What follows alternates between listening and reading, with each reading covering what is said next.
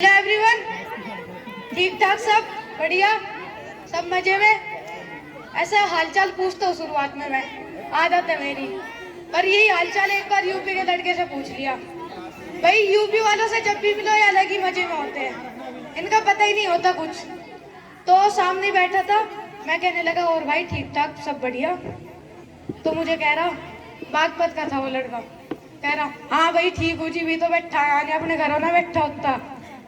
मैं कहा बात तो तेरी सही है, पर इतनी डिटेल में बताने की क्या जरूरत थी। नहीं, 2 नंबर का क्वेश्चन था ये, हाँ ना मैं जवाब दे देता, चल जाता मुझे। पर मैंने तुझे ये थोड़ी ना कहा था कि तू विस्तार करके बता, इसका वर्णन कर।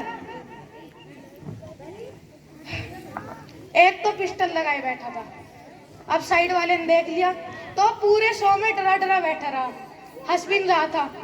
दिमाग में सोच रहा था कि अगर मैं ज्यादा हंसिया तो कभी भैया नाराज ना हो जाए और फिर मुझे बोले कि तुझे ज्यादा हंसी आ रही है इसके चुटकुलों पे। मैं तो नहीं हंस रहा, तो पूरे शो में बिल्कुल चुपचाप बैठा रहा। अब शो के बाद पता चला वो पिस्टल नहीं थी, वो लाइटर था। फिर साइड वाले ने उससे बोला, ए भाई कैसा मजाक करा तूने। वो बोलने लगा कौन सा मजाक, कि ये पिस्टल वाला। तो फिर वो कहने लगा भाई वो पुरानी आदत है मेरी, तो इसीलिए लाइटर लगा के रखा था कि पिस्टल वाली फील आए। वैसे भी जब से सरकार बदली है ना, इससे ही काम चलाना पड़ रहा है। और बापा ने तो सबकी पिस्टल बंद कर रखी। अब साइड वाले की फिर समझ नहीं आया, फिर वो पूछने लगा क्या कहा पिस्टल वाले भैया ने, बाबा और पिस्टल क्या मतलब होता है इसका। फिर उसने कहा देख भाई, यूपी वालों से बात करते टाइम दिमाग नहीं लगाना होता। बस ये समझ लो कि इन्होंने बहुत गहरी बात कही, जो कि फिर कभी आपको बाद में समझ आएगी। एक ने बाइक के पीछे लिखवा रखा था कि ज्यादा हवा में मत उड़, हमें समझना भी बाकी है। कि ज्यादा हवा में मत उड़, हमें समझना भी बाकी है। और ऊपर से यूपी 11 गड्डी देख ले, तेरे लिए इतना ही काफी है। अब 11वीं कक्षा का लड़का था, पकड़ लिया पुलिस ने। पहले तो पुलिस ने उसकी शायरी पढ़ी बिल्कुल इत्मीनान से, फिर उसे बोले मुर्गा बन जा यहाँ। और अब पढ़ तू इस शायरी को उल्टा। कह रहा सर अब भी तो 11 ही पढ़ा जा रहा है, वैसे भी 2 ही डंडे खींच रखे, उल्टे पढ़ लो सीधे पढ़ लो एक ही बात है। अब पुलिस गुस्से में तो था ही, लेकिन उसे और गुस्सा आ गया। कहने लगा चाय पानी चले कुछ, कहने लगा नहीं वो मैं ब्लैक कॉफी पीता हूँ, वो मंगवा लो। अब पुलिस को और गुस्सा आया, कहने लगा हवलदार भाई की कसर मत रखियो, कुछ भी बर्फी मिठाई रसगुल्ले सब होने चाहिए। वो मजे मजे में चला गया अंदर। अब अंदर जो उसके साथ हुआ वो ही बता सकता है क्या हुआ उसके साथ। पता है यूपी वालों की एक खास बात है, ये बहुत बड़ी बात को ना बहुत कम शब्दों में समझा देते हैं। कुछ लोग ऐसे होते हैं अपनी गाड़ी के पीछे लिखवा रखते हैं लट धरा भीतर। अब एक बार थार के पीछे लिख रहा लट धरा भीतर, तो पिछली गाड़ी वाले अपने ड्राइवर से पूछ रहे हैं क्या मतलब है इसका लट धरा भीतर का। अब उनका ड्राइवर समझाता है सर इसका मतलब है उचित दूरी बनाए रखे, 2 गज की दूरी मास्क से भी ज्यादा जरूरी। क्योंकि अगर ये दूरी नहीं बनी ना तो परमानेंट इस थोपड़े में मास्क लगाना पड़ सकता है। बिगड़ा हुआ चेहरा तो खुद को भी अच्छा नहीं लगता। लेकिन एक दिन मैं जा रहा, मैंने देखा अल्टो पे लिख रहा है लट धरा भीतर। एक तो अल्टो में 5 की जगह, बल्कि 5 की भी नहीं होती ठीक से तो, और उन्होंने 8 भर रखे थे और फिर भी पीछे से लिख रहा है लट धरा भीतर। अब आगे पुलिस मिल गई तो पुलिस ने उनका लट धर दिया उनके भीतर। ठीक है। अब मास्क से याद आया, कोरोना में ना यूपी वालों ने कभी मास्क नहीं लगाया। जो मास्क लगा के आता था ना ये उसे बीमार समझते थे। एक बार एक मास्क लगा के आया, कहने लगा भाई तू दूर बैठ तेरा कोरोना हो रहा। कहने लगा भाई मैंने तो मास्क भी लगा रखा है और तुमने तो ये भी नहीं लगा रखा।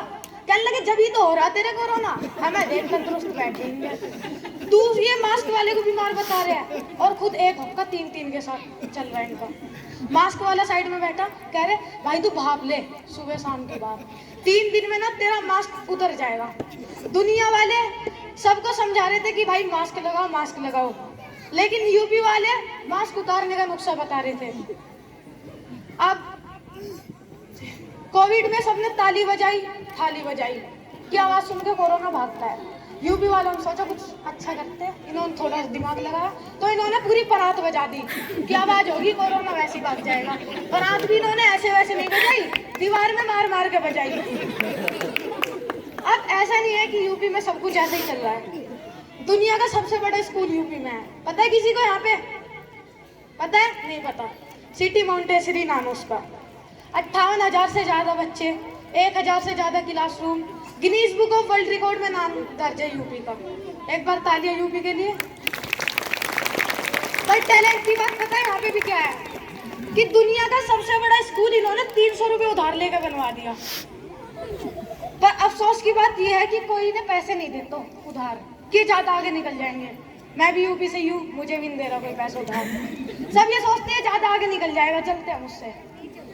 अब भाई मैं 500 रुपये लेके थोड़ी ना भागूंगा किसी के। अब ये सोचते हैं 500 रुपये लेके मेरे भाग जाएगा, कभी नहीं देगा। 5-7 लाख हो तो बात भी करे। और वैसे भी हमारे यहाँ तो कहावत है, देखो हंसना मत कोई, हमारे यहाँ पे कहावत है कि गू खाना तो हाथी का तो खाओ, गधे में क्या रखा। अब हम कोविड की बात कर रहे थे। जब से कोविड गया ना, तब से मैं छींक से बहुत डरता हूँ। तो इसीलिए मैं कोशिश करता हूँ कि मैं लड़कियों के आसपास रहूँ, क्योंकि लड़कियाँ कुछ तो छींकती नहीं है और ये कुछ छींक रोक लेती है, कुछ पावर्स होती है इनके अंदर। तो एक बार मेरी एक फ्रेंड है, जब वो छींकती है ना, उस जोन में चल जाती है, कहती 1 सेकंड गई। मैं इधर खड़ा हूँ, मैं डर रहा हूँ। मैं क्या हुआ तुझे? आत्मा बुला दी क्या तूने? कहने लगी नहीं, वो मुझे ना छींक आ गई थी, चली गई। मैं कैसे? कहने लगी मेरे तो ऐसे हो जाता है। वो बहुत कॉन्शियस होती है कि उसकी पतली गली का भी छींक ना निकल जाए, पर कई बार आप नहीं रोक पाते। तो एक बार हम क्लासरूम में बैठे थे, करती मैं क्या हुआ तुझे? खुल के छींक, फेफड़े फट जाएंगे तेरे। या आंखों के ढेले बाहर निकल जाते छींक रोकने से। फिर कहती अच्छी अच्छी। कैसे छींक रहे तू? और वो इसमें भी एम्बैरेस्ड हो रही, अच्छी sorry sorry sorry sorry, oh God I have sin. वो मतलब एक बार छींक के 4 बार सॉरी बोल रही है। मैं इधर बैठा, मैं कहा सॉरी क्यों? जब किसी का मुंह गीला होता है, जब आप छींकते हो जब ही तो सॉरी बोलते हो ना। उसने तो वहां पे छींका भी नहीं, बल्कि आई एम सॉरी अबाउट कि मेरी वजह से वो खुल के नहीं छींक पाई। मैं कहा मैं कमरे से बाहर जा रहा हूँ, तू खुल के अच्छे से अच्छी तो कर ले। ये कैसी जिंदगी जी रहा घुट घुट के? ये क्या होता है? और ये हमें देख लो, हम लोंडों को, हम आदमियों को, हम छींकते नहीं है, हमारा पूरा परफॉर्मेंस होता है, पूरा बड़ा परफॉर्मेंस। कभी देखा किसी को छींकते हुए? हमारे स्कूल में एक सर है, सूरज सर। जब वो छींकते हैं ना, भाई स्कूल हिल जाता है। प्रिंसिपल मैम बोल रही, मैं बैठ के काम कर रही थी, सूरज सर ने छींका, मेरी कुर्सी 2 फीट ऊपर उछल गई। पर कुछ होते सूरज सर से भी भयानक। देखा कभी किसी अंकल को छींकते हुए? अंकल छींकते हैं और उसमें भी ये गॉड ब्लेस नहीं बोलते, तो बोलते और यार माता रानी रक्षा करे, मैं बच जाऊं बस, और कुछ नहीं चाहिए। ये बस खुद की दुआ मांगते हैं, ठीक है?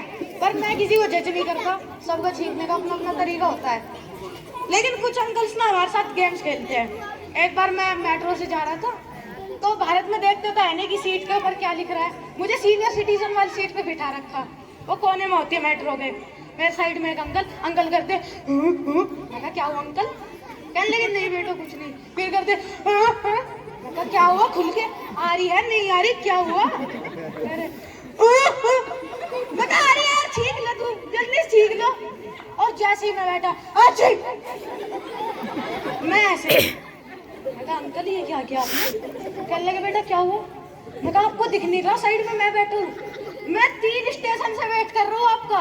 मैंने अपना गाना तक रोक के रखा है, मैं कहा आपकी छींक खत्म हो जाए यहाँ पे, आपने मेरे ऊपर ही छींक दिया। वहाँ पे तो मैंने सोच लिया कि यार आज मेरा दिन ही बेकार है, चल बाहर चलते हैं।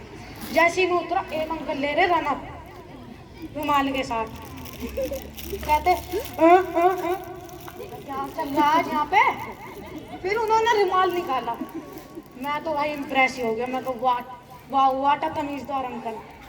फिर अंकल रुमाल के साथ रनअप ले रहे थे, और जैसे ही अंकल को छींका, मैं ऐसे देख रहा अंकल को, सामने से खड़ा हो गया ऐसे, और जैसे ही अंकल को छींका दिए, अच्छी,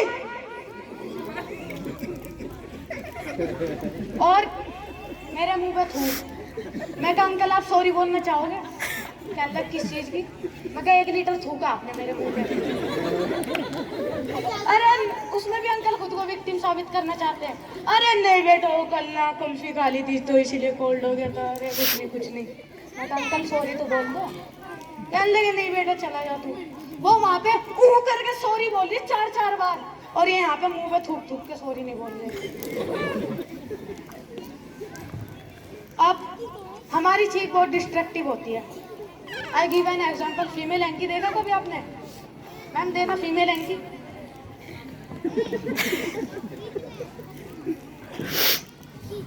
ये देखो, ये रहा फीमेल एंकी।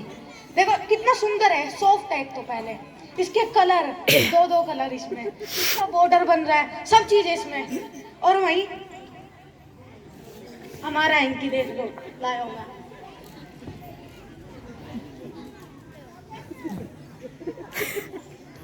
अब इसका साइज देखो, क्या साइज है। किसे आ रही है इतनी बड़ी चीख यहाँ पे?